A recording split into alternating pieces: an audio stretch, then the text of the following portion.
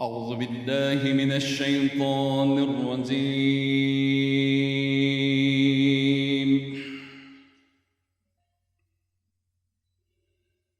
بسم الله الرحمن الرحيم.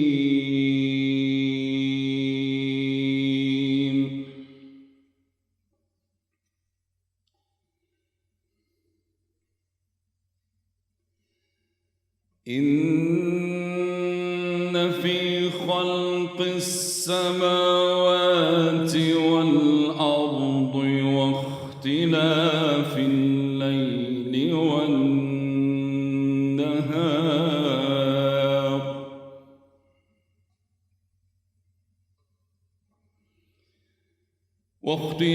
الليل والنهار لآيات لأولي الألباب.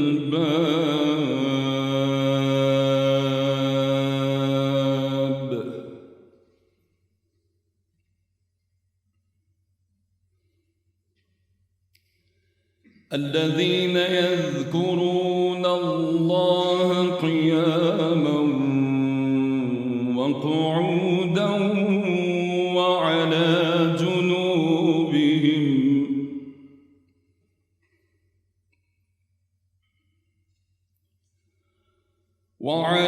جنوبهم ويتفكرون في خلق السماوات والأرض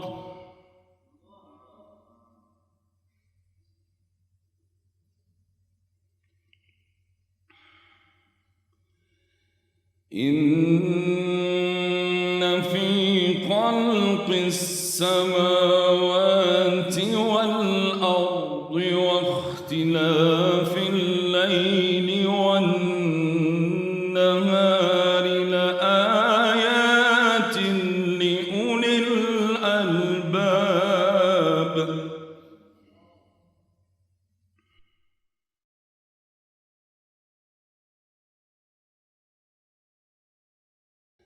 الذين يذكرون الله قياما وقعودا وعلى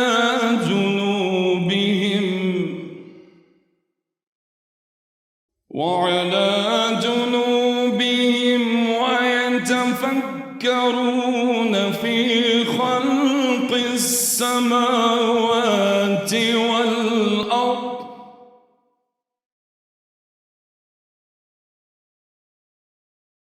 ربنا ما خلقت هذا باطلا سبحانك فقنا عذاب النار.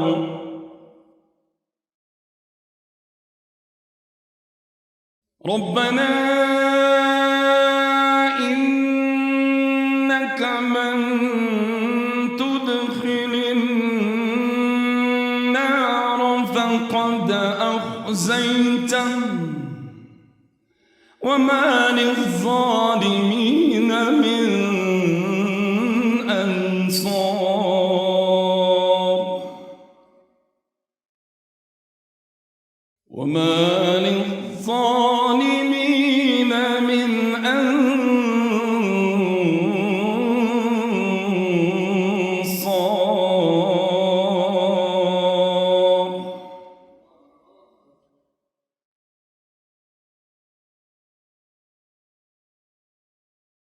بسم الله الرحمن الرحيم. والضحى والليل إذا سجى ما ودعك ربك وما قلى وللآخرة خير لك من الأولى ولسوف يعطيك ربك فترضى.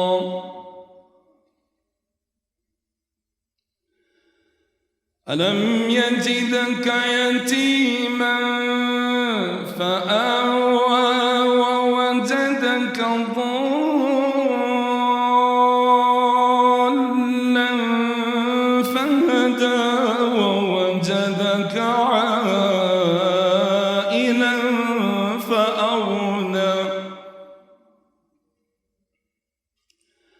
فأما اليتيم فلا تقهر وأما السائل فلا تنهر وأما بنعمة ربك فحدث صدق الله العظيم. What an excellent recitation, mashallah. What a wonderfully spiritual and uplifting way to start a Sunday morning, especially after the auspicious first 10 nights of Muharram, the new year. And quite coincidentally, this conference was arranged to, in some respects, coincide with the new year, because the objective of what we want to achieve, the new heights that we want to grow to, needs almost a reformation or a new platform in which to launch. On behalf of the South African National Zakah Fund, our partners and our sponsors for the program, Awqaf SA, FNB Islamic Banking, 27-4, Regent College, and others, I want to take this opportunity of welcoming you all this morning. My name is Hussein Asaf. I'm the program coordinator and the administrator for the Zakah Fund in Gauteng. And a very special welcome to the two guests who are seated just in front of me, who we will introduce, inshallah, in the course of this morning and tomorrow. They both made very, very long trips. And in particular, Brother Junaid had an 8-hour stopover between, but I'm told that he opened another branch of Akuwat in Atlanta.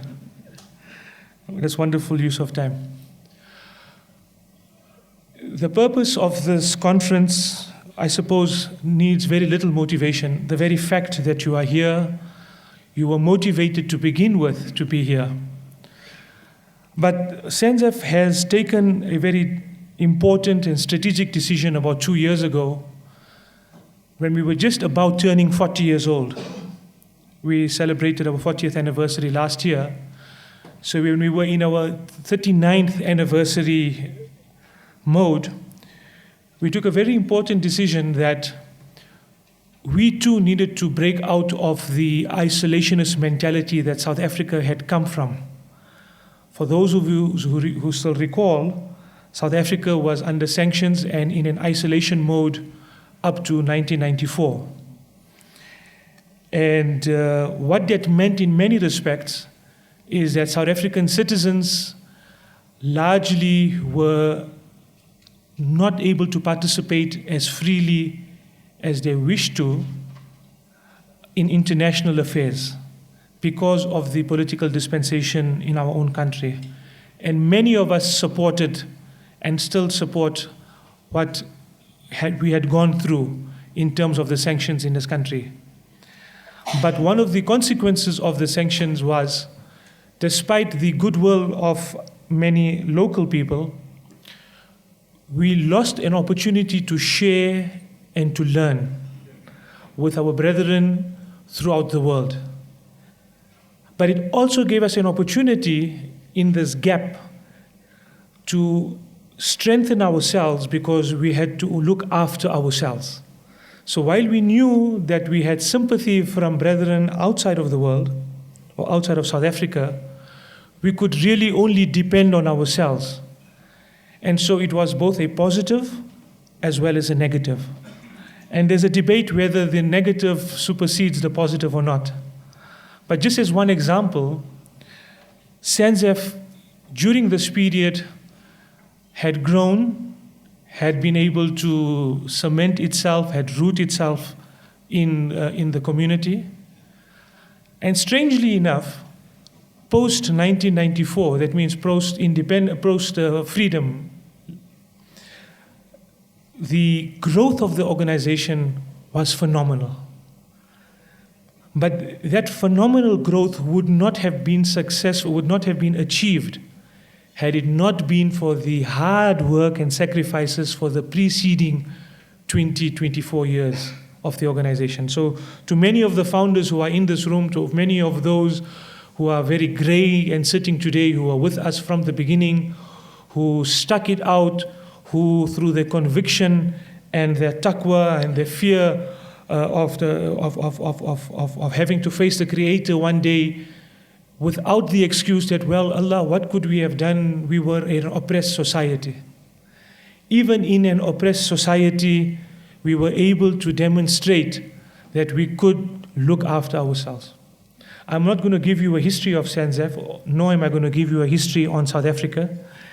2 papers have been written on that, and it'll be good reading for you on your way back when you fly back. But we have a wonderful history, a melting pot in many respects of cultures, of madahib, of ethnicity. We have a burgeoning and a growing Muslim community of what we call the indigenous Africans of the country.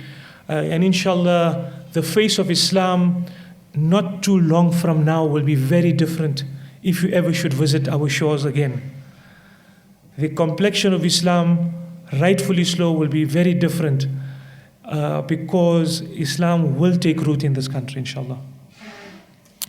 And so the purpose of the conference and the way the conference has been formatted is as follows. Today, almost exclusively, we will deal with Zakat up to 5 p.m. this evening, inshallah, 4:30-ish. Between 5 and 6 this evening, we are running what we are calling a Awqaf masterclass.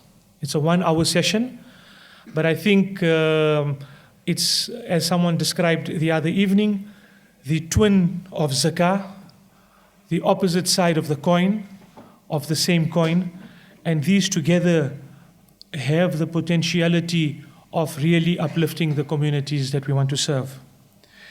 Tomorrow, we have part on Zakat, part on microfinance, and the rest of the afternoon, we have a session, a presentation by social activists, social entrepreneurs, and NGOs on different projects that they want to bring to the table. This morning's session is broken up into 2 parts. From about 9 till Dhuhr time, inshallah, we will go through what we are calling the Zakat Core Principles, the document that's on your table, and that will be led by Professor Irfan Beik. The details you will get shortly. This afternoon session, probably historically for the first time, is we've created a platform, or what we are calling a Zakah roundtable. And we've afforded 4 scholars from South Africa, from different ulama groupings, to share a common room, a common space, to present an idea, to present their opinion on fiqh issues relating to zakah. I'm putting it out there to suggest that it is a first for South Africa, simply because of the different persuasions of people that we have. So I am aware that individually, each ulama group may have this within their own boardrooms. But this is the first one where the platform is neutral and we have all different persuasions potentially in one room. So I think this will inshallah it's a good sign of things to come. If we can agree and cooperate in a boardroom, there's no reason why we can't agree and cooperate on the outside. We must find the consensus here as leadership and take our constituencies with us to the unity that we also desire, inshallah. And that's the purpose for this afternoon's session, the sessions on fiqh. I want to bring your attention to 2 very important things, or maybe 3 very important things in terms of the time. We are under extreme time limitation constraints, simply because we have, and I was joking with our guests, 3 audiences. The audience of people who are sitting here, the audience who I'm talking to via live streaming at home. So as we are sitting now, this show is being live streamed wherever they are. internationally as well. I just got a message this morning from our group at the WZP to say that they'll be watching. And the jinn. So we've got 3 audiences watching us, inshallah. So I'm going to ask us to be very disciplined about the time, in terms of the tea time, the lunch time, the salah time, and coming back. What we've made very clear to the facilitators and the presenters, even if it means they're only talking to the audience at home, that means there's nobody else in this hall, they will continue. And so what you lose is what you do outside of this room. There is tea station just outside where the registration table was. Feel free at your own leisure to go and grab some tea there. The toilets are also just near the reception area as well. The wudu facilities, unofficial wudu facilities are in the toilets as well, bathrooms, wash basins. And the salah rooms is in the room behind us. There is a salah room for ladies separate from the salah room for men, but that is behind us. This session officially will end at 12:30 to give us enough time to take a break, to go and breathe, to let the room breathe, to have to have our lunch and salah, and we will come back at 1:55 to 2 for the 2 o'clock show. Tickets expire at 1 minute to 2. Are there any questions? There are roving mics. Each presenter will sort of indicate whether they want to allow interaction and question and answers during the show, during their session rather, and a roving mic will come around for you to be able to talk and take it from there. And if there's no further questions, we shall continue. Our first facilitator for the session is Sheikh Arif. Bismillahir Rahmanir Rahim. Alhamdulillahi Rabbil Alameen. Wal aqibatu lil muttaqeen. Wassalatu wassalamu ala rasulihi Sayyidina wa Nabiyyina Muhammad wa ala alihi wa ashabihi ajma'een. A'udhu billahi minash shaitanir rajim. Bismillahir Rahmanir Rahim. إنما الصدقات للفقراء والمساكين والعاملين عليها والمؤلفة قلوب وفي الرقاب والغارمين وفي سبيل الله وابن السبيل فريضة من الله والله عليم حكيم صدق الله العظيم. Honorable ulama, distinguished guests, dear brothers, sisters, and the participants and members of the International Working Group of Zakah Core Principles, Assalamu alaikum wa rahmatullahi wa barakatuhu. Indeed, all praise are due to Allah subhanahu wa ta'ala. Peace and blessings upon Nabi Muhammad sallallahu alayhi wa sallam. Before handing over to our distinguished guest, Dr. Irfan, just a brief overview on what is Zakah Core Principles and the aims and objectives. Economic development programs is set by government globally to deliver prosperity to its people. Government and stakeholders in the economic sector have been trying to maintain sustainability. A number of indicators have been developed to measure this level of achievement. One of the most popular indicators in representing public welfare is the GDP per capita, which defines the level of income per individual. Despite promises of economic development, and with globalization positively improving the lives of people, the disparity is very apparent. The World Bank has noted that nearly 900 million people worldwide are living in extreme poverty. This represents the number of people living below the World Bank's international poverty line or rate of $1.90 a day. Muhammad Ali, the great boxing champion, in his view and opinion on international poverty, he says, wars against nations are fought to change maps, but wars against poverty are fought to map change. We have so much, we have to do more to help those in need. And most of all, we need to live simply so others may simply live. The world is very different today, for man holds in his mortal hands the power to abolish all forms of human poverty or all forms of human life. The development of Zakah regulations may benefit from current developments that are taking place in other financial sectors. Thus, the principle on governance for Zakat management aims to adapt the existing international framework of the Basel Core Principles. So what is the Basel Core Principles? The Basel Core Principles, known as the BCPs, are the minimum standards for sound prudential regulation and supervision of banks and the banking systems. The Basel Core Principles have been conducted as a banking quality benchmark in more than 150 countries, so that the BCPs may represent the best role model for assessing the quality of the supervisory practices. By adapting the Basel Core Principles, the Zakah Core Principles can represent an international standard of high-level principles to achieve and assess Zakah supervisory processes.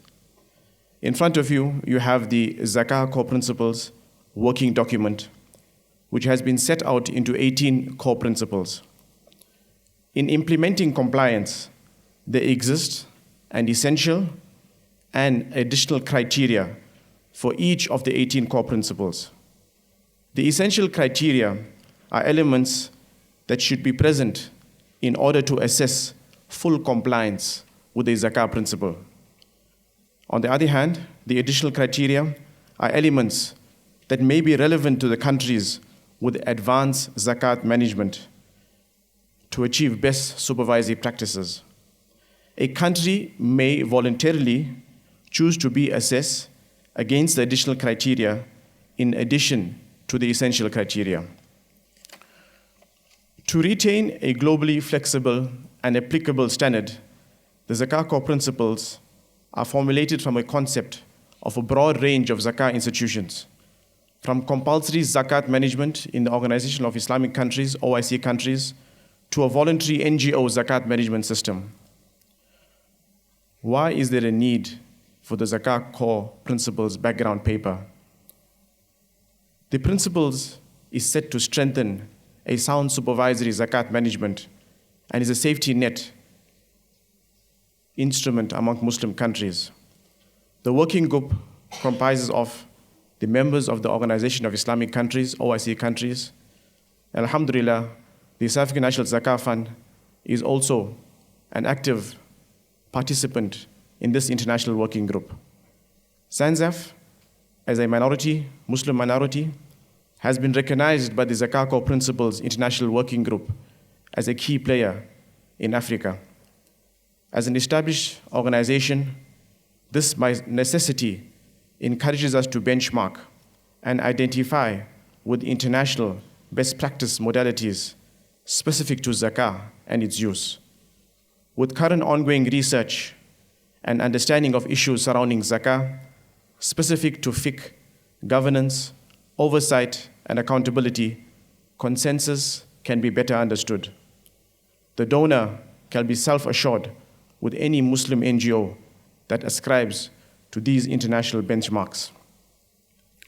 As Dr. Irfan would present the 18 core principles, you can assess your individual NGOs by means of a small guide. So under each principle, you can highlight 1, 2, and 3. 1, being your organization being compliant. 2, being part compliance. And 3, being very compliant. By this, you can have your own gauge of international benchmarks.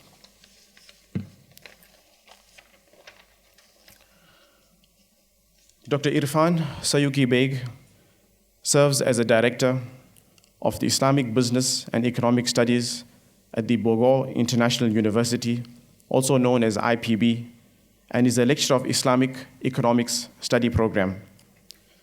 He received his PhD in Islamic Economics from the International Islamic University in Malaysia in 2010 after completing the Bachelor of Agribusiness and Master of Science in Islamic Economics at the International Islamic University of Islamabad in 2002 and 2005, respectively. Dr. Irfan actively participates in various governments and non-government organizations at both national and international level.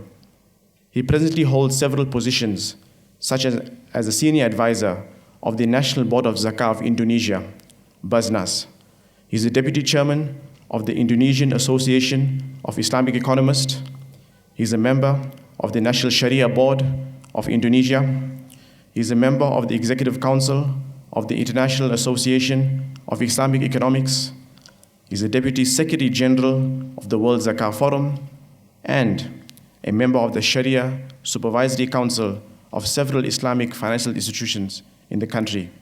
He is also the member of the Islamic Financing Committee at the Ministry of Agriculture of the Republic of Indonesia, indicating his wide experience in the field of Islamic economics and finance.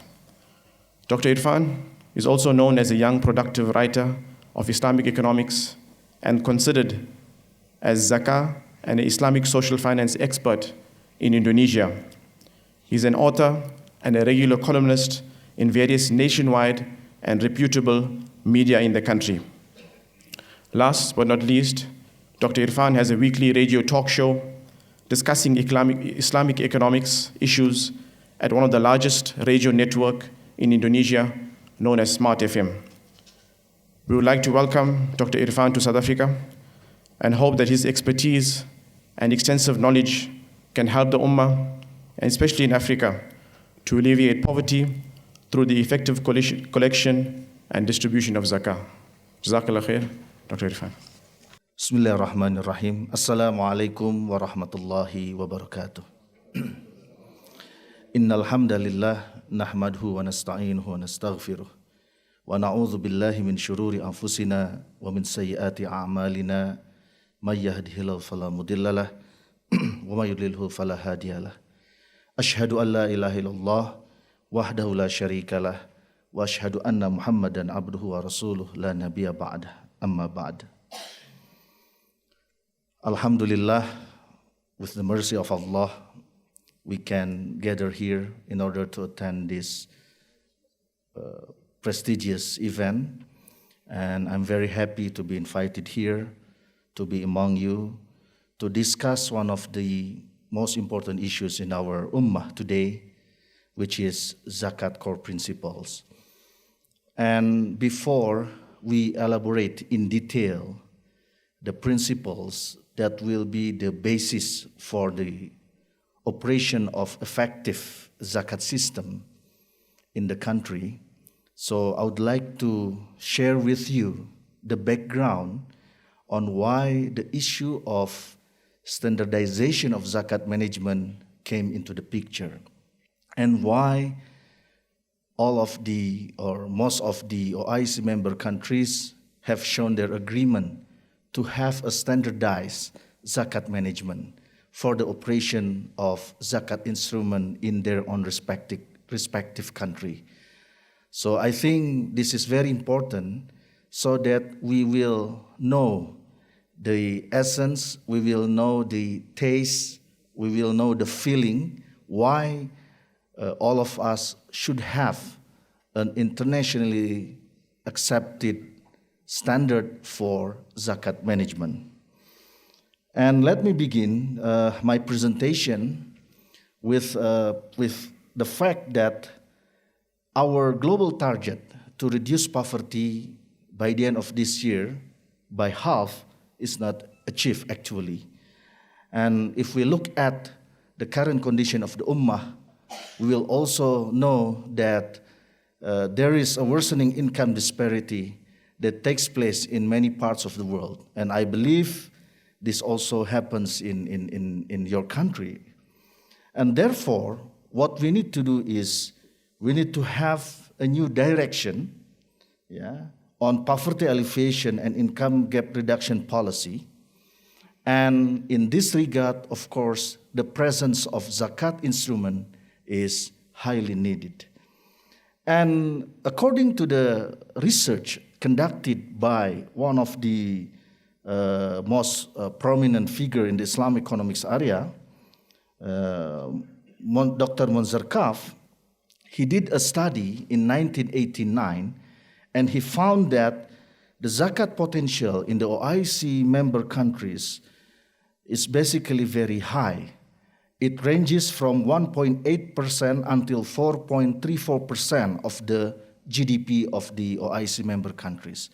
So if we use this as the basis for calculating the zakat potential, then we will get the number that the total potential of zakat in the Islamic world is basically reaching at least $600 billion per annum.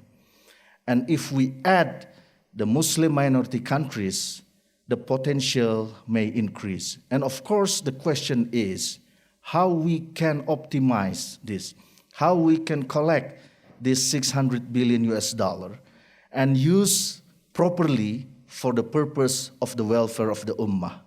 This is a very big question. And if we look at the historical aspect of zakat, we will know that basically zakat requires proper management. And in fact, the only ibadah, the only worship that requires the presence of its officers is only zakah. If you look at the other types of ibadah, Islam does not mention specifically the officer that will be responsible to handle and manage that ibadah, except for zakat. As has been mentioned by Allah in the Quran, Surah At-Tawbah, verse number 60. In that ayah, all of us know this ayah, and it has been also cited by Brother Arif, that one of the zakat recipient is wal amilina alayha. So it means that it is the duty of the amil to manage zakat. And if we try to observe what has happened in the history, we will find out that the management of zakat always changes following the time condition. And if you look at the 5 aspects, at least there are 5 aspects that needs to be managed properly. Like in the collection side, in the disbursement side, on the zakatable object, for example, and on the management of zakat itself, and the rules and governance. The rules and governance, because zakat needs good governance. And the issue of governance is very important. It's very important. And Rasulullah sallallahu alaihi wasallam has provided us with a large number of hadith that can be used as the basis for having good governance for zakat management. And if you look at the contemporary practices of zakat, we can divide into 2 parts. The first one, in the Islamic world, there is a full government zakat institution which operate in several countries, like in Saudi Arabia, in Pakistan, in Sudan, in Libya, and other countries. And also we have the government-linked institution, government-linked institution which is taking the form of corporation. So in Malaysia, for example, in several states of Malaysia, the collecting agent is basically in the form of a corporation. So they adopt the corporation form as the collecting agent of zakat in Malaysia. And in some other countries, including South Africa, although South Africa is not the OIC member country, that zakat management is handled by NGO, non-government institutions. This is in terms of the institutional types.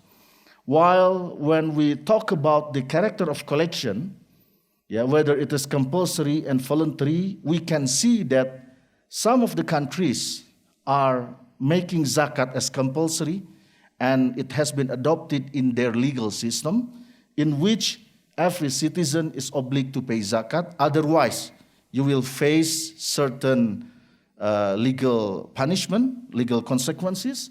And some other countries, they consider zakat on the basis of voluntary. It means that if those who are if those who are eligible to pay zakat but they don't pay their zakat, so there is no punishment for these people.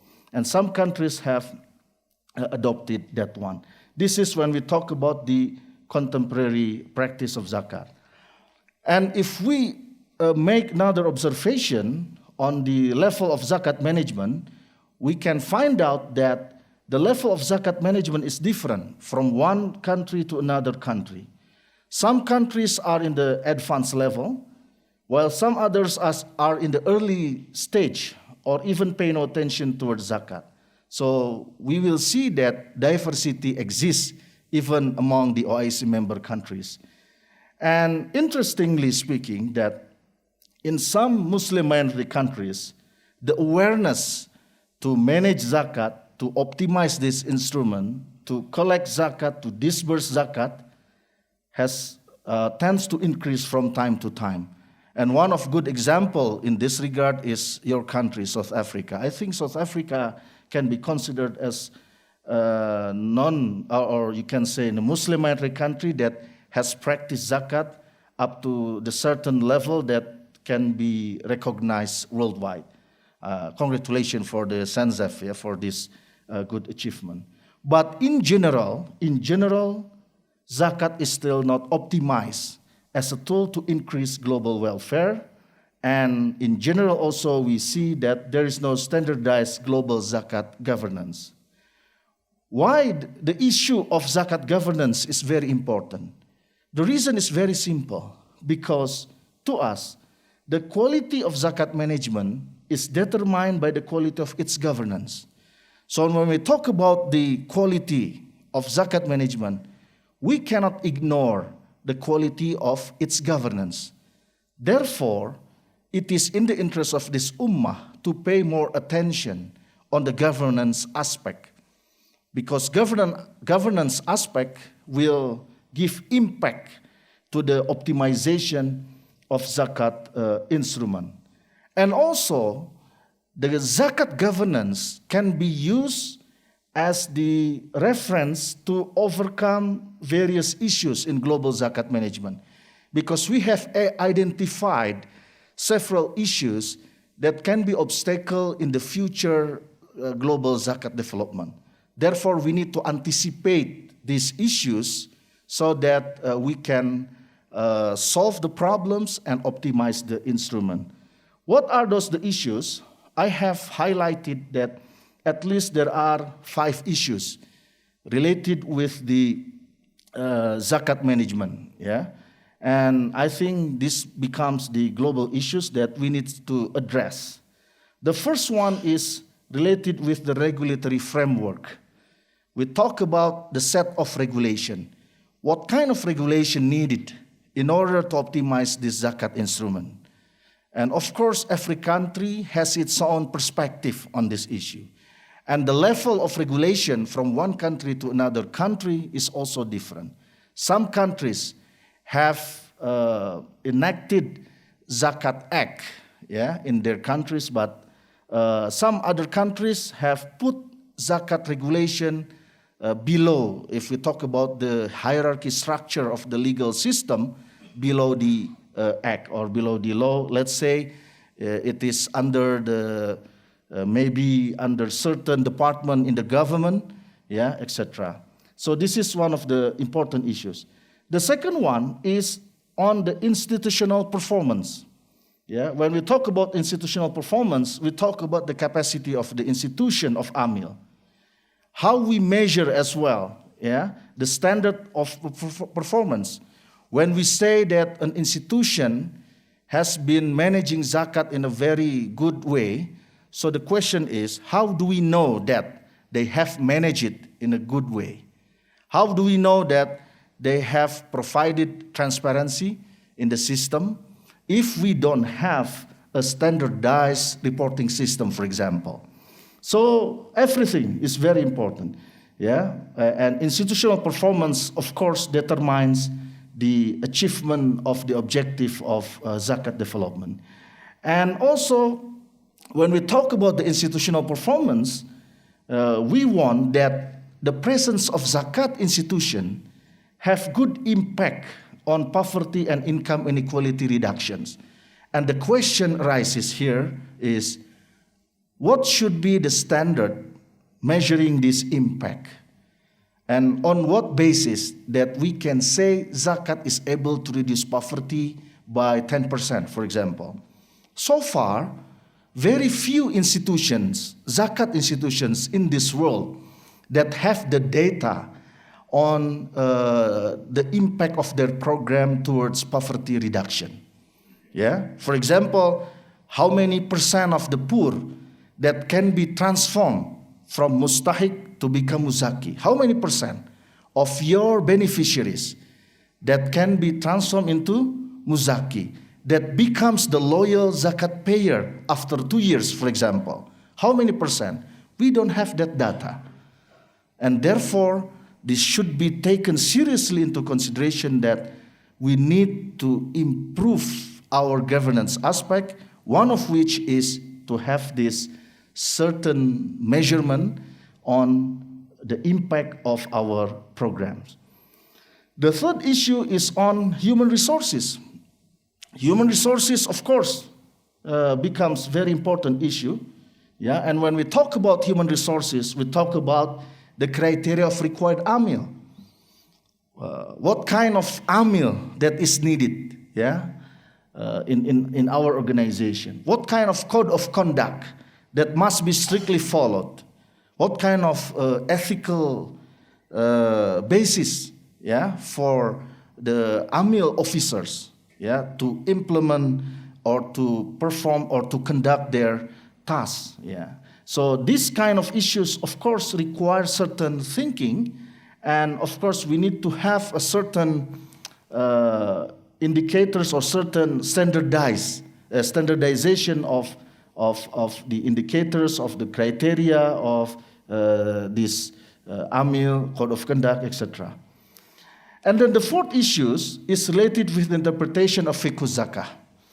Although in our effort now, we are not touching the issue of the differences in the fiqh zakah, but sometimes this will create a problem. Let me give you an example of the different interpretation of fiqh zakah.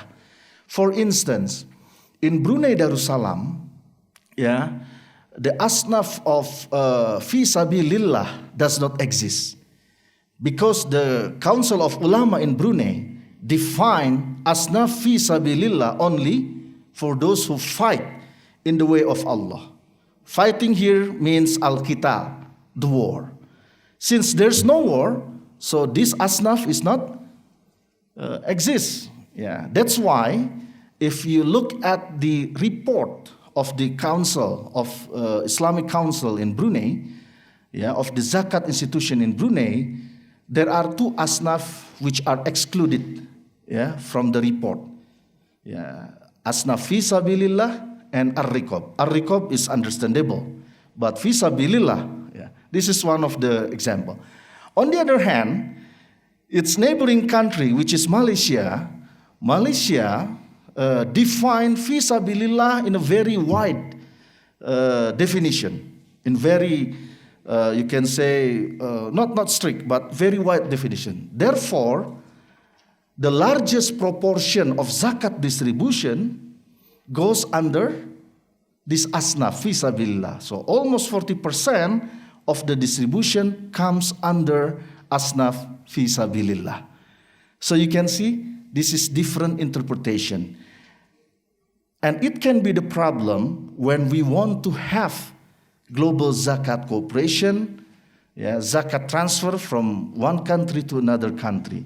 Because, of course, the donor will require that certain of the funds should not go to certain asnaf. So if we don't have a standardized criteria for asnaf, this may create problem in the future. I just give you one example in this regard. Yeah. Therefore, interpretation of fiqh zakah is one of the issues currently that we need to address. And also the global cooperation, yeah, as we can see that the effort to have global cooperation should be increased, yeah, And because I think attention to global cooperation in the field of zakat hopefully will increase also in the future. So therefore, to overcome these 5 issues, the presence of dedicated multilateral institution is highly needed.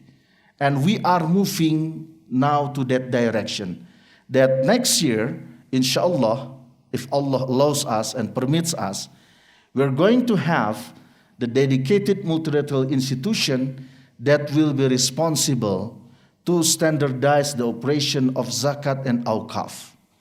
Because until today, if we talk about the multilateral institution, we have more than 4 institutions in the field of Islamic economics and finance.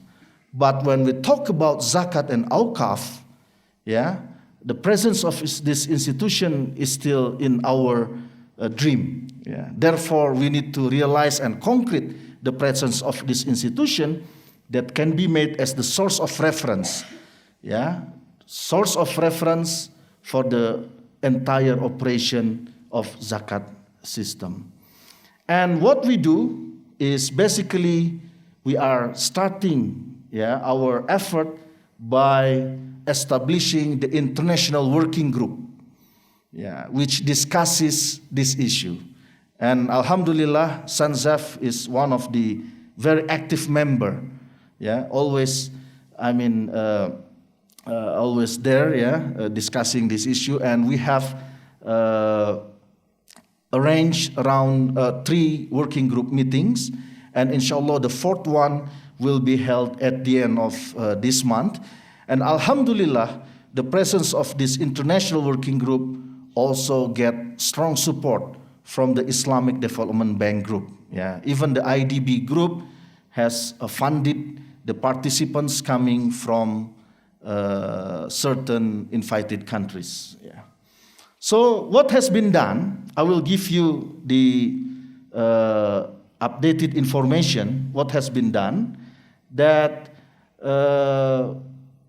initiation of International Working Group started from us, from our side, from National Board of Zakat of Indonesia and the Central Bank of Indonesia. Alhamdulillah, Central Bank of Indonesia also shows their commitment to provide necessary assistance to arrange this International Working Group, and also the support from the IDB. And it has been conducted 3 times. The first one was done on August last year, so on August 2014. And the second one is in Surabaya. This is in the eastern part of Indonesia, and in Banda Aceh. You know Banda Aceh, the place that was attacked by tsunami 10 years ago. And these are the member of the International Working Group of Zakat Core Principles. And Alhamdulillah, for the 4th working group meeting, the United Nations sent its representative. So now the UN, the UN has shown its attention towards this instrument, and the IMF as well. So it is nice to hear this news that the UN itself is paying more attention to zakat, and inshallah their representative will come to attend the 4th working group meeting.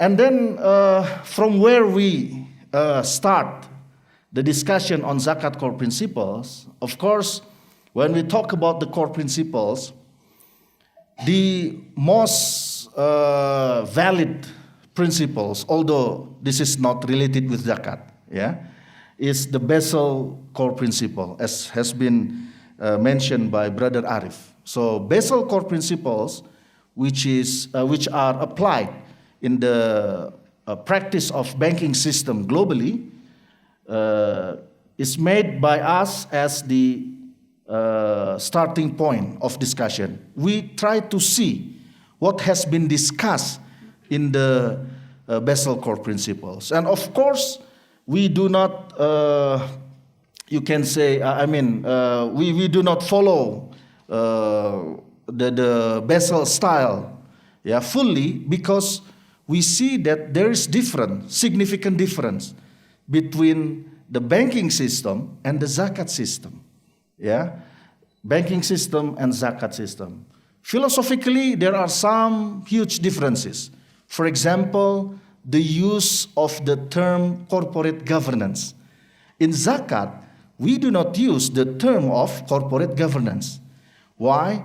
Because corporate is always associated with the profit-oriented institution, while zakat has no profit-oriented,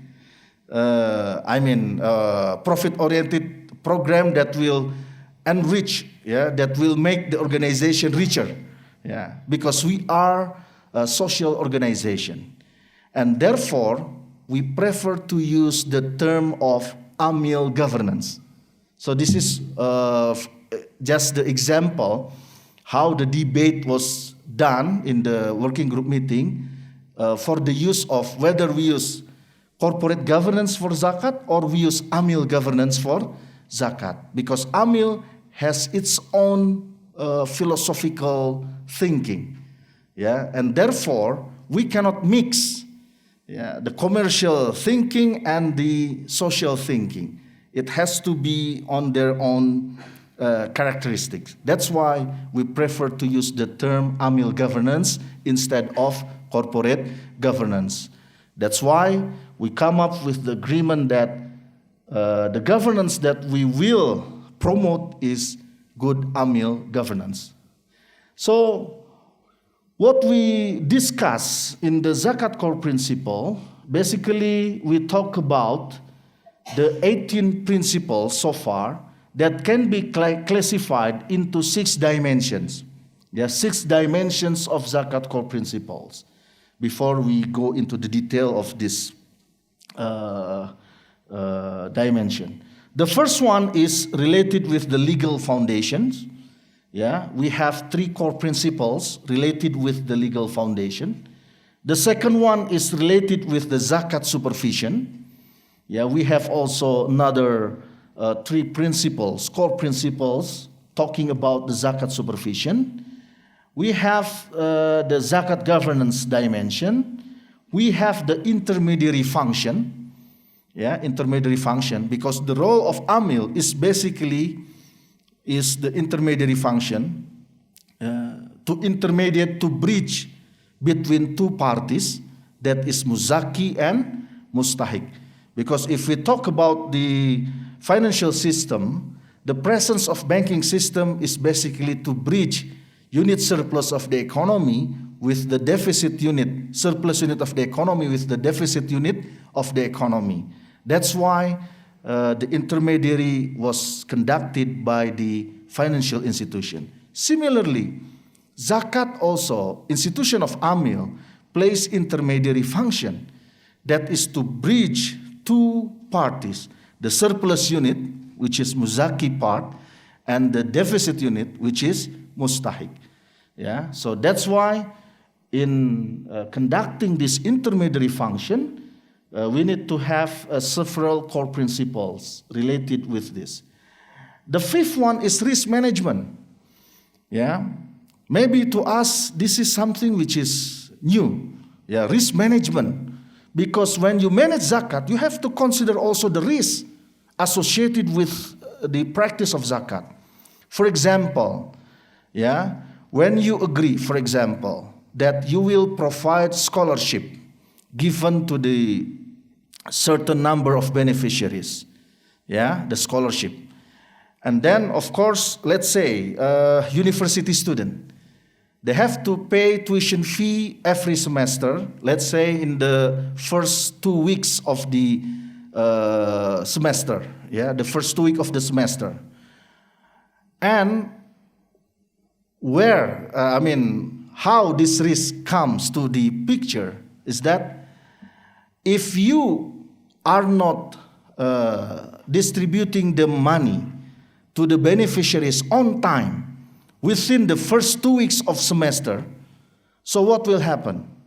The university students, the beneficiaries of your program, of your scholarship program, may face punishment, or even they can be dropped out from the university because of late payment. This is for example.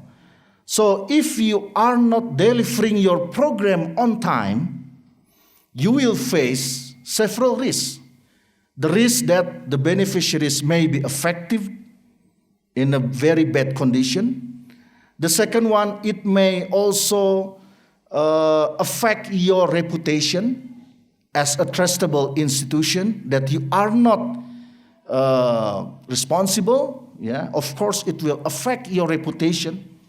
And when reputation of your organization is affected, people's trust may decrease. People may not donate again to your organization. So you have to calculate the risk.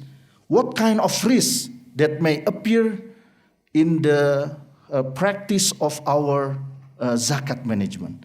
So therefore, in our working group, we also put the issue of risk management is one of the important aspects that must be standardized, and even it has also been calculated.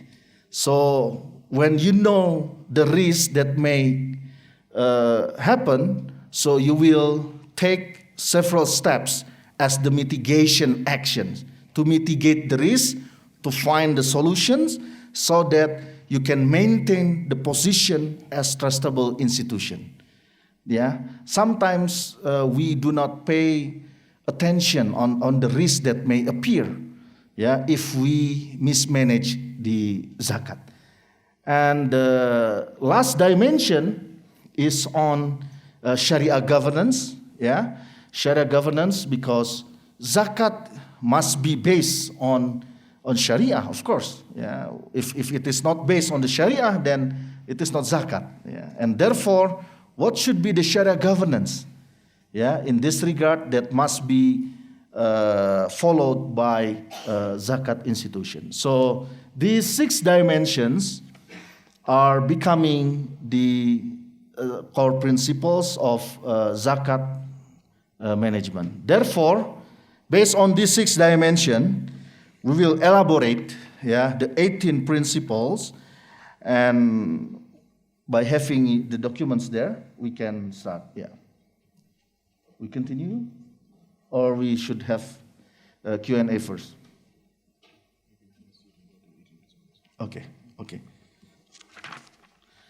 Okay. So I don't know, the flow of interaction should be question Q&A first or later on? Later on. Okay. So let me repeat that these are the 6 dimensions. Yeah, and we will go through all of these 6 dimensions. Yeah, in the documents that have been provided on your table, and I think you can start from the page 24. Yeah, page 24. Yeah, page 24, which discusses the first zakat core principle. Yeah. Maybe answer 20 questions up to now. Okay. Okay. And then we can Okay. give 5 minutes. Yeah. Okay, so before I start to elaborate each core principle in detail, is there any question from the audience about the background of why we have this kind of document, zakat core principle? Yes. Assalamu alaikum wa rahmatullah. Assalamu warahmatullah. Ismail is the name. I just want to ask 2 questions on the amil. Yes. Criteria of required amil. What is the minimum required qualification of the amil? And number 2, the amil that that works there. Here in South Africa, we have a difference of opinion that the category of amil loan cannot be paid because they are not, because there is no Islamic government. They are not appointed by the government, right? Oh, okay. So those are the views. Shukran. Okay. Yeah. The first one, criteria of amil, of course, in this document, yeah, we are not elaborating in details because I think this is similar to other organizations. What kind of amil or what kind of human resource that is needed, yeah? It can be based on certain education level and also on the certain Sharia requirement. Let's say, of course, amil should also know the Sharia, but the level of amil Of course, the level of Sharia mastery, you can say, of course, will be different from following the requirement of AMIL itself based on the organizational structure. For example, for those who are in the accounting, for example, managing the accounting standard for the Zakat institution, of course, they don't need to know the details of, let's say, the difference of interpretation in the asnaf of fisabilillah, for example. Yeah, the details of the Shafi opinion on fisabilillah or Hanafi opinion on fisabilillah. They don't need to know this in detail, but they need to know in general that there are 3 types of fisabilillah, meanings. Yeah, for example, the first one is the one that adopt classical view on fisabilillah, such as in Brunei. They adopt classical view in which only those who are fighting in the way of Allah in the form of al-qital, that can be classified as fisabilillah. And also the second one, on the other hand, we have also another extreme view of fisabilillah, which allows everything as long as it is under or for the purpose or for the cause of Allah. And when we talk about the cause of Allah, it can be very, very wide from A to Z. You can have anything under this classification. And the third one, in between. They don't follow the classical view, but they have made some extension, although on the limited extension. Like in Indonesia, we extend the meaning of fisabilillah only on da'wah and education. Other than that, we do not do that. This is just an example. Of course, the AMIL should know this in general, but of course, the requirement to know this will be depending upon the job description of each AMIL. And the second one, for the definition of AMIL, of course, the ideal definition are those who are appointed by the state. But as I mentioned to you, that in the contemporary practice of Zakat, we know that not all of them are appointed by the state, especially in your case. In your case, of course, this is not Islamic country and not Islamic government. And of course, you will not find any appointed AMIL unless one day you are able to, let's say, to encourage the government to issue Zakat Act. Unless one day. Who knows? We don't know. But of course, AMIL, according to our definition, is those responsible for managing the zakat. And therefore, it has to be legal. But how or who is given the power to legalize this? Therefore, in the principle, in the core principle, for the case of Muslim minority countries, Zakat institution has to follow or should comply with prevailing local regulation and legal Islamic council. So in this principle, legal Islamic council, that exists in that Muslim minority country can be, you can say, the substitute of the government. Because otherwise, this issue will never be resolved. This is our humble opinion. Okay, any other question?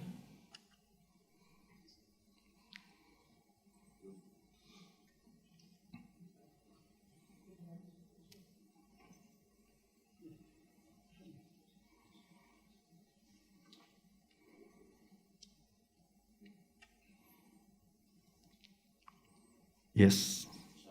Walaikum salam wa rahmatullah. My name is Liaqat Ali.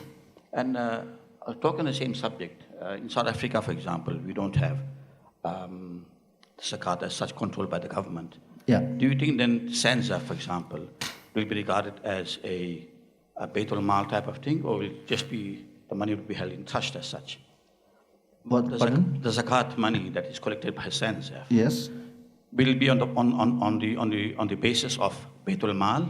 Okay. Or will it be on the basis of the having that as in trust?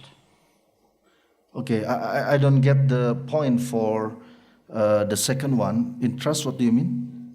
You mean that they are just an intermediate from the donor okay. to Yes, they yes, hold it yes, in yes. amana, as amana. Okay, yeah. Of course, zakat must follow certain rules. Yeah, certain rules in their operation. Yeah, of course they have to follow from the collection side what should be the zakatable object and how you determine this one. Yeah, and then on distribution side, how you distribute. What are the criteria of the beneficiaries? Yeah, what are the criteria of the programs that you want to introduce in the country? Of course, you have to have those. And even in the core principles, we also have the time limit for distributing the fund. So basically, when you declare yourself as zakat institution, yeah, although in the case of South Africa, institution of AMIL has no power, I mean, given by the government, mandated by the government. But of course, when we talk about AMIL institutions, yeah, in the absence of that kind of power, yes, when you declare it, you have to act as institution of AMIL. That's why, through this document, we would like to give you certain guidance on how you manage the fund. Because if we talk about the Baitul Mal itself, Baitul Mal is a very dynamic concept. During the time of the Prophet, Baitul Mal responsible for managing not only fiscal side of the economy, but also financial side, monetary side. They are responsible to manage the money, yeah, like just the monetary authority, yeah, and also they are responsible to have the logistic, yeah, to manage the logistic condition, yeah. For example, logistic to fulfill the basic necessities of the people. So everything is conducted by Baitul Mal. But today, when you talk about Baitul Mal, yeah, it depends on your understanding on the concept of Baitul Mal. In Indonesia, Baitul Mal now becomes one of the Islamic microfinance institution. Islamic microfinance institution is called Baitul Mal wa Tamwil. In Malaysia, Baitul Mal is in Kuala Lumpur, is the institution that is responsible only for distributing the fund. Because on the collection side, they have Pusat Pungutan Zakat Malaysia, Center of Zakat Collection of Malaysia, while on the distribution side, they have Baitul Mal.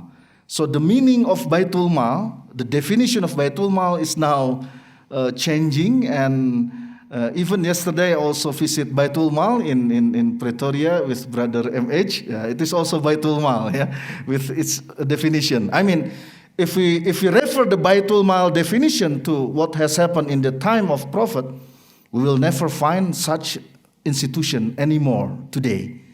Because the duty of Baitul Mal, let's say in the case of Indonesia, has been divided into various ministries and various authorities.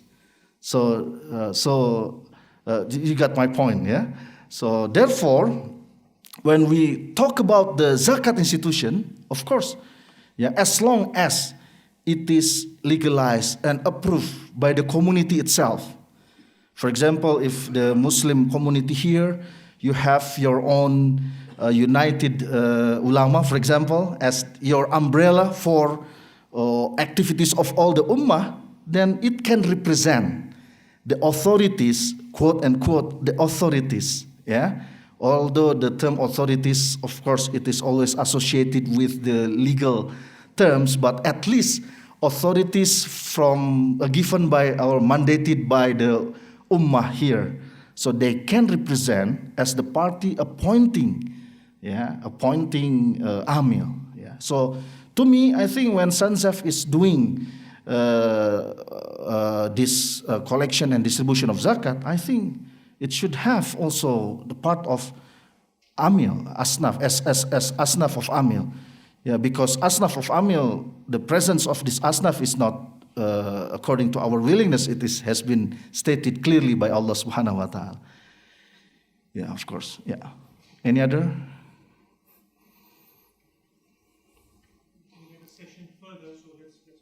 Okay. Okay, now we go to page 24. Yeah. So in the page 24, this is the first core principle of zakat. Yeah, we discuss about the objective, independence, and powers. Yeah, we talk about the objective, independence, and powers, and you can see that when we talk about objective, independence, and powers, basically we want that laws, regulation, or other legal framework for zakat supervision is clearly defined to provide each responsible authority with the necessary legal powers and independent rule. This is for the case of OIC member countries, yeah, Islamic countries. This is for the case of Islamic countries, that we need to have certain laws and regulation, because we don't want zakat is managed without any legal foundation. Yeah, why? Because people may accuse, yeah, that the person collecting zakat is basically working for a terrorist organization. Okay, 30 minutes to discuss all. Oh, to break. Okay, 30 minutes to break. Okay, just remind me for having break. Yeah, so we don't want that we are accused that zakat has been used for money laundering activities. Yeah, money laundering activities, or it deals with terrorism, or it deals with criminal activities, other criminal activities. That's why we want that zakat to have, we want that every country to have at least certain regulation that necessary, that is needed, yeah? Okay? And in this first core principle, we have essential criteria and we have additional criteria. Just to repeat what Brother Arif has said, that essential criteria means the criteria that must be there. This is obligatory criteria, the criteria that must exist. While additional criteria is like the sunnah ones. This part, essential criteria, is the wajib part, while the additional criteria is sunnah part. Yeah. So what are those essential criteria? The first one is the main objective of zakat supervision is to promote the minimum standard for sound regulation and supervision of zakat management system. Yeah, this is the main objective, that we need to have minimum standard for sound regulation and supervision of zakat management system. The second one is the effective zakat system should have a solid legal foundation in terms of Zakat Act. That's why when a country, an Islamic country, yeah, would like to have their own zakat system, that we require them to have Zakat Act. Yeah. And Alhamdulillah, for your information, my brothers and sisters, that Islamic Development Bank has included zakat and awqaf as part of the assessment tools called as the IFSAP, yeah, Islamic Financial Sector Assessment Program. What is this IFSAP? IFSAP. It is a tools, yeah, that will be used by the IDB, yeah, to assess the healthy level of Islamic economic system in one country.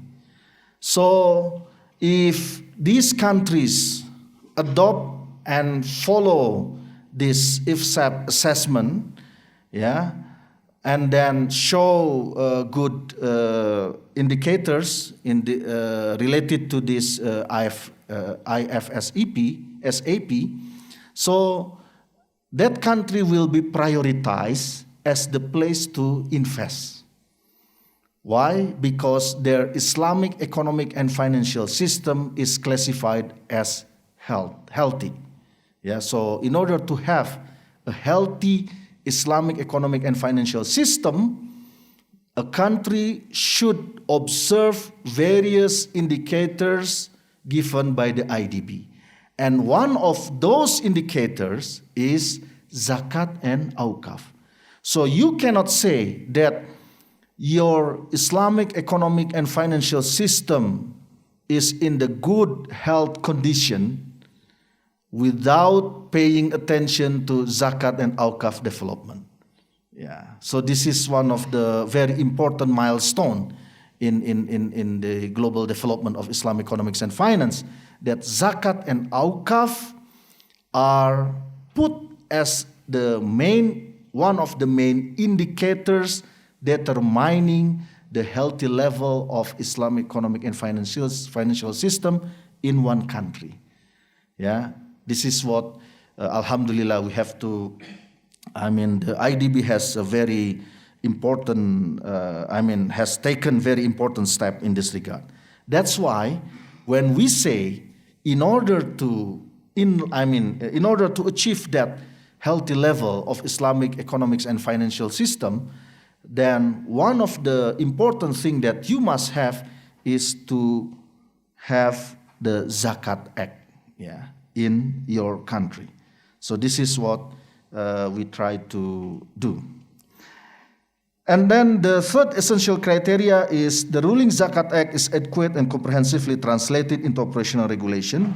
I think you can read, all the essential criteria, yeah, but I would like to focus on the criteria number 8, that in case for minority Muslim country, Zakat institution should comply with prevailing local regulation and legal Islamic counsel, yeah, such as Charity Act or other relevant rules and regulations in the absence of Zakat supervisor. Yeah. So this is what has become our proposal, that for the case of Muslim minority countries, complying with prevailing local regulation is something which is very important. Why? Because, of course, this is in order to protect the Zakat institution itself. If you comply with the local regulation, of course, the government will not, will not do something that will, let's say, that will harm you, that will endanger you. Why? Because you comply with their regulation. Yeah, for example, the status of Amil institution should have legal status. I don't know in the case of South Africa, but in some other countries, let's say in the Europe, some European countries in which they have a certain Charity Act, yeah, what should be the requirement or the legal status of organization that can collect the charitable fund? So you should follow that act. Yeah. So I think in the case of Sanzef is done. Yeah. This is not a problem. Yeah. In the case of South Africa, I think I believe that this is not a problem. You have been attaching with the local regulation. Yeah. Because this is also to protect the da'wah in general. Yeah. And then for the additional criteria, yeah, in case for Muslim minority country, you can see the additional criteria number 3, that Zakat institution should cooperate with local government and charity organization for humanitarian purposes. So I think this should be done because it will strengthen, yeah, it will strengthen the relationship with the local government, yeah, that the presence of our institution basically has given benefit, yeah, for the development of the country, And of course, it is also helping the government's duty to increase the welfare level of the people. So therefore, this criteria should be followed. Yeah, you should cooperate with the local government and charity organization for humanitarian purposes. This is for the first Zakat core principle. The second core principle, yeah, if we continue, is related with the permissible activities. So, laws or regulation or other arrangements clearly define the permissible activities of Zakat institution in accordance with the principles of Sharia, yeah, including the field of Zakat collection, Zakat disbursement, and other religious charitable funds. Yeah, so permissible activities must also be clearly identified and defined. And in this second core principles, we have 6 essential criteria in which that sources of zakatable items, general criteria of zakat collection, general criteria of zakat disbursement must be clearly defined and mentioned in the Zakat Act. Yeah, in the Zakat Act. So in the case of South Africa, maybe your Islamic Council, you have Islamic Council here, certain Islamic Council that becomes the umbrella for all the Islamic organization activities. So should issue certain fatwa that become the guidance, yeah, that becomes the guidance for sources of zakatable items. What kind of zakatable items that exists in the case of South Africa? Yeah, you can have the fatwa. Yeah, so this is part of the governance. So you should not produce or collect something or do something without certain attachment with the Sharia aspect. So if you have Islamic Council, that they can be the one that is responsible to issue this kind of fatwa. Yeah, fatwa on sources of zakatable items, fatwa on the collection. Yeah, fatwa on distribution. What kind of distribution that is needed in the case of South Africa? What should be the rules? Yeah, because you cannot distribute based on your own opinion, personal opinion. From the perspective of governance, it is not a good one. Yeah, if you distribute something, if you distribute zakat fund based on only on our personal view, it is not good from the perspective of governance. Yeah, this is not to make it more bureaucratic or make it difficult for you, but at least this can be the part. So everyone can participate in this regard, and they will be having more, support, because they know that the zakat is collected and distributed based on the fatwa that has been agreed together. So, yeah, this is the essential criteria. And then also zakat institutions, yeah, can also manage infaq, sadaqah, and other religious charitable funds that are defined in the Zakat Act. Yeah, and also the zakat supervisor publishes available. I think this is for the Islamic country. Yeah, so the list of licensed zakat institution that can be easily accessible to the public must available. Yeah, so people will know that in their country is there how many zakat institutions, yeah, operating in the country, and whether they are aligned with the local regulation or not. So this is the idea of the essential criteria for this second core principles. And then for the additional criteria, yeah, this is you can read from number 1, number 2, and number 3. Yeah. For number 4, you can see for the case of Muslim minority countries. Yeah. For the case of Muslim minority countries, determination of sources of zakatable items and principles of zakat collection and disbursement should be supervised by legal Islamic council and or fatwa council. Yeah, this is to ensure that the governance is there. Yeah, in order also to reduce the possibility of fraud and other unwanted activities. Yeah, yeah. So this is what we propose in this regard. But again, every country, I mean South Africa or other countries in which the Muslim are minority, I mean it is up to you whether you want to align with the principle. It is up to you. Yeah, we don't have.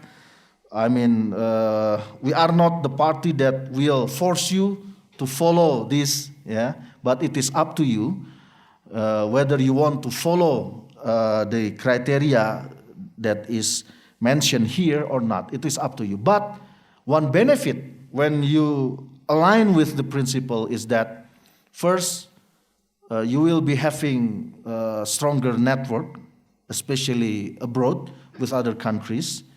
And the second one, since also the UN is participating in the process, yeah, we can say to the UN that this country, that country, this organization, that organization has followed our core principles, and therefore you should not conduct any activities that will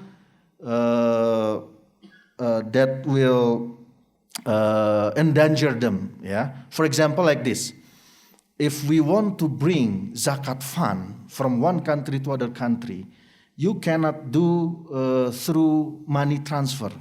Yeah, in some cases. Yeah.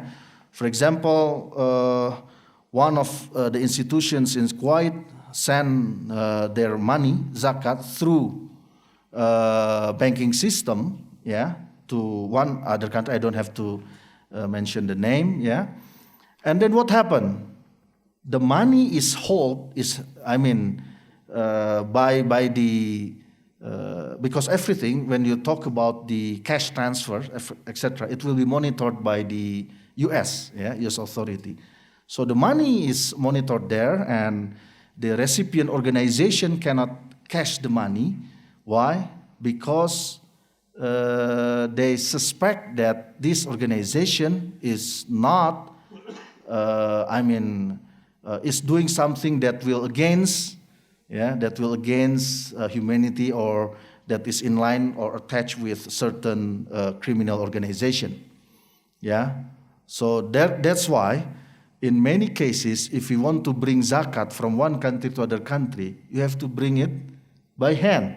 Yeah, you have to bring it by hand. Yeah, you go to Palestine, for example, you want to donate, you cannot transfer the money. Yeah, you should bring by your hand. Yeah, you send the representative directly bringing your fund to be donated there, for example. Why?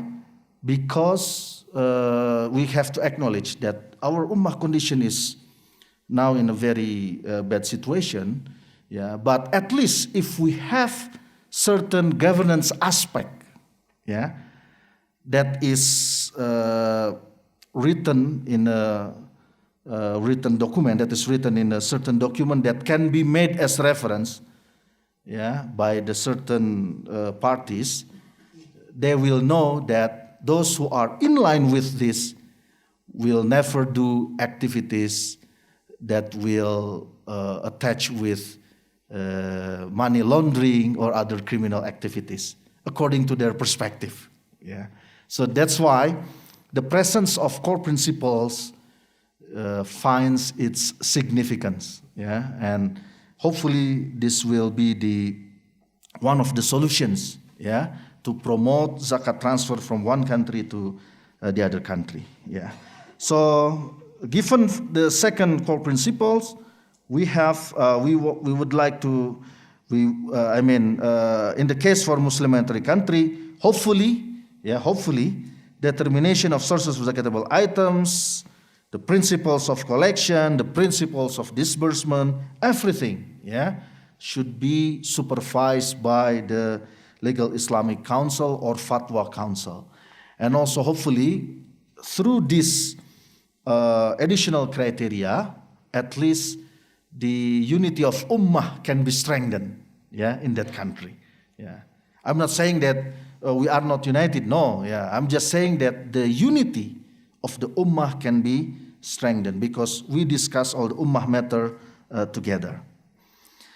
And then the third core principle is related with the licensing criteria. Yeah, licensing criteria. So, licensing authority has the regulatory power to set criteria for licensing zakat institutions and reject applications that do not meet the criteria. Yeah, I think this is for the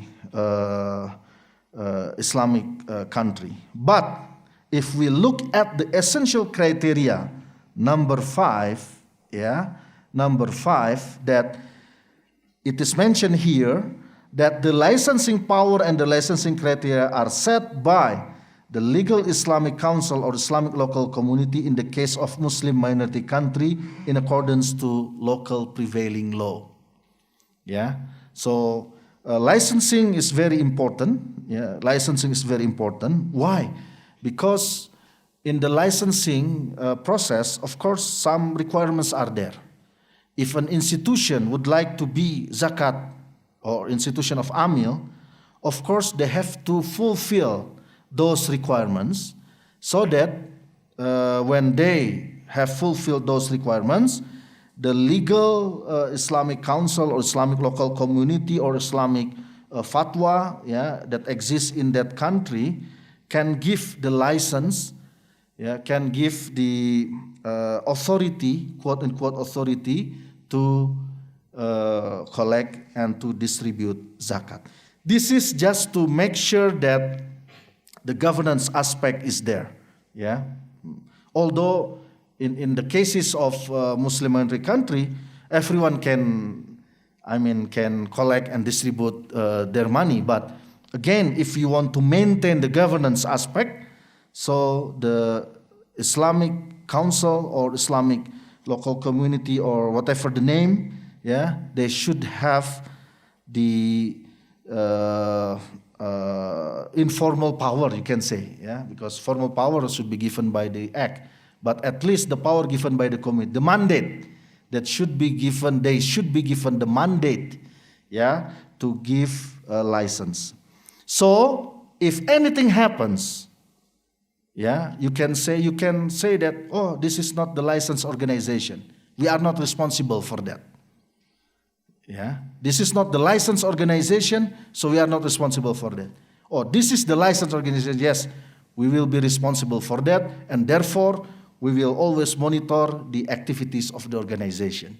So this is the advantage of having the power to give a license, yeah, to give license.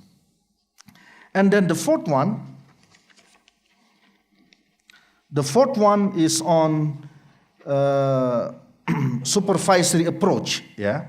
So what we do in the supervisory approach, basically, we have to have a supervision scheme on integrated basis that covers all aspects of the zakat collection and zakat disbursements.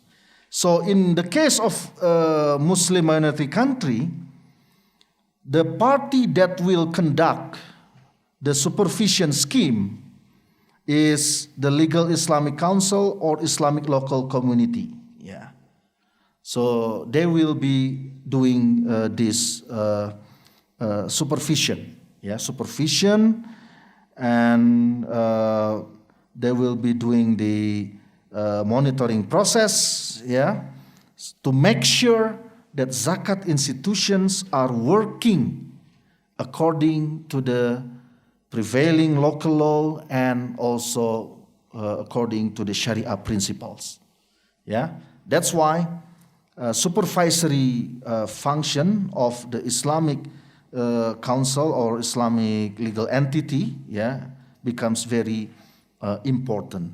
So we just want to make sure that the governance is there. So that's why in the supervisory approach, we hope that there will be one institution here, that is given a mandate, yeah, to conduct the supervision.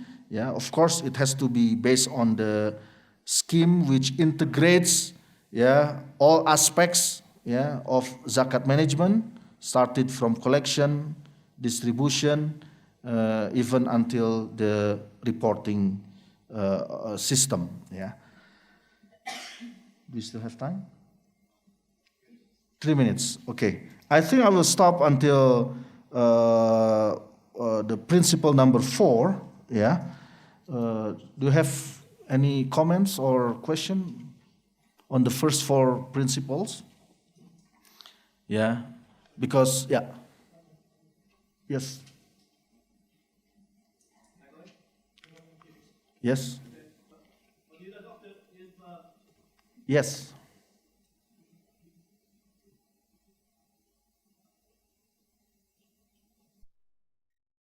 Assalamu alaikum. Yes, yes. Globally, we have different charitable organizations. Yes. And now, if, for example, our charity organizations all are licensed by a ulama council in South Africa, then we have these charitable organizations from out of this country that wants to collect funds in this country, and how we look at that licensing criteria, how do we now accept or reject those from out of the country, because we have set now criteria that you have to be licensed to have a charitable fund like a center, and then how do we act upon those global organizations that also wants to take money from here, take money from here, collect money from here, and bring outside. Can you answer that, please? Yes, of course. Of course, if I said if the presence of this kind of Islamic council or Islamic ulama organization exists here, and all of the ummah agree to give power, to this organization. So I think the organization should issue certain criteria, and then of course the way you reject or allow, you can do in many ways. You can cooperate with the local government, you can cooperate with the local government, because when the international organization comes, of course they should obtain approval. You cannot work quietly, because you are not intelligent organization, that always working quietly. No, you can do that. You can cooperate, collaborate with the government, and you can also inform the society that the the organization that is given license by us basically has fulfilled certain requirements, and they will be responsible.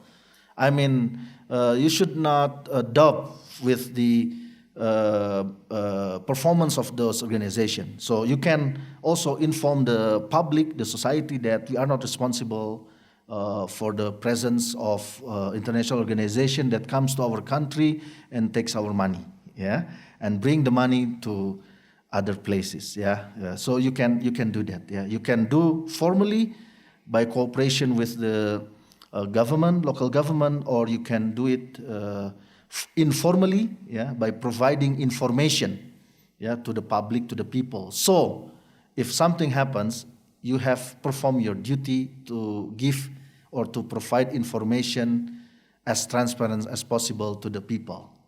You can do that. Yes? Bismillahirrahmanirrahim. Muhammad Hafizi is the name from Jamiatul Ulama South Africa. Yeah. I'm just interested to know whether the Zakat Core Principles have been implemented in any other country where Muslims live as a minority, and the implementation has been successful.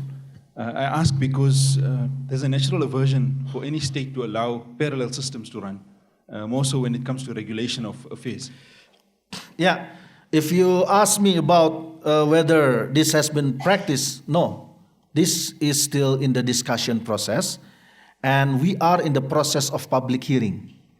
Public hearing, meaning that this is part of the socialization process. And our planning to officially launch this, inshallah, on May 2016 during the IDB summit, in which all the head of governments and ministers of finance and central bank governors of the OIC member countries will be attending the summit in Jakarta on May 2016, and we will inshallah officially launch this. And also we will officially launch the Islamic Inclusive Financial Services Board that will be responsible for issuing certain standards of zakat management, global standards for zakat management. So this is part of the process. We just want to ensure the governance of zakat management in many countries.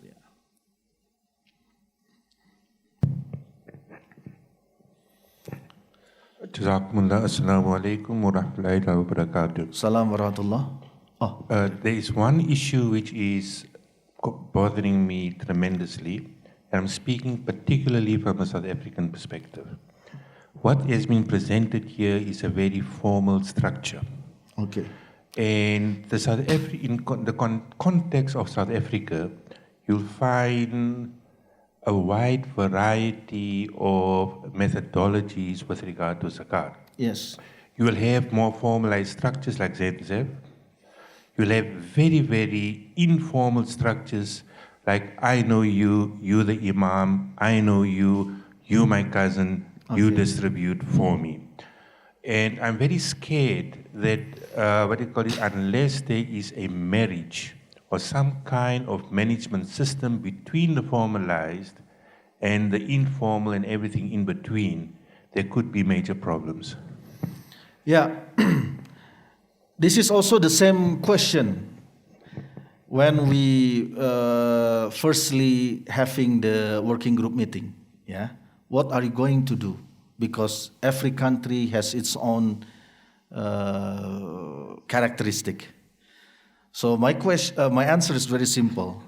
Are we going to maintain the situation today without making any changes? Because what we see today, if we don't try to make some changes, if we don't try to fix, for example, the perception of the people to pay zakat through institution of amil, because they prefer to pay directly to the mustahiq, etc. So zakat will never be giving any significant impact to the ummah condition. And we face various difficulties, like for zakat transfer, zakat management, zakat reporting system, etc. We also face various problems in getting people's trust, in many countries, including in my country as well. So that's why we need to have certain standard, which we try to design it above the current practice. So when we design something or set up something which is above our current practice, meaning that we try to move to that direction, of course it will require very huge changes domestically or internally speaking. So in response to your questions, of course, what we do is not to forbid people, to do, to forbid the people to pay zakat to the imam, etc. No, we just want to fix, or we just want to increase, not to fix, to increase the quality of governance, so that people will be very firm to pay zakat, so they don't have any doubt when they pay zakat through certain organization. They will ask whether this fund is managed according to its own objective or not. So we are not trying, we are not in that process. We just want to improve the quality of the governance. That's it. when we talk about the Ummah organization, of course, we need to have a modern institution, in which every structure or every organ of that organization can run smoothly. And people will be participating. Because when people are participating, I mean, they can be participated in a good way, so they will be having more loyalty to you. So what we are trying to do is, let us increase our quality of governance. Some of us have been appointed as the executive to manage the fund. Some of us are acting to monitor, to give suggestion, etc. And some others are becoming the loyal muzaki, etc. So the point is, we just want to increase the governance. So, for example, how to solve the issue of fiqh issues that may, I don't know in the case of South Africa, but I'm sure there must be some different fiqh interpretation. There must be some fiqh interpretation, different fiqh interpretation from one province to other province. Maybe, I don't know. How you solve this one so that the organization can run smoothly, and on the same time, people also know the essence of zakat itself. So if let's say you have Islamic Council, that will be the place of discussing this and issuing the fatwa to solve this problem, this will be also a good lesson for the people, for the ummah. It will increase their knowledge as well. So they know, this activity should not exist there, this kind of program should not be implemented because of A, B, C, D of the reasons. So people's knowledge, people's involvement will also increase. That is the idea behind the introduction of Zakat Core Principles. Maybe you want to share with the brother on Baznas in Indonesia. Yes. Very informal up until 1990 when wasn't it the thing of... Oh yes. Okay. After tea. Okay. So time up, and after that I will share you our experience also in Indonesia. Okay. Thank you very much. Jazakallah khair, Dr. Irfan, for your inspirational words.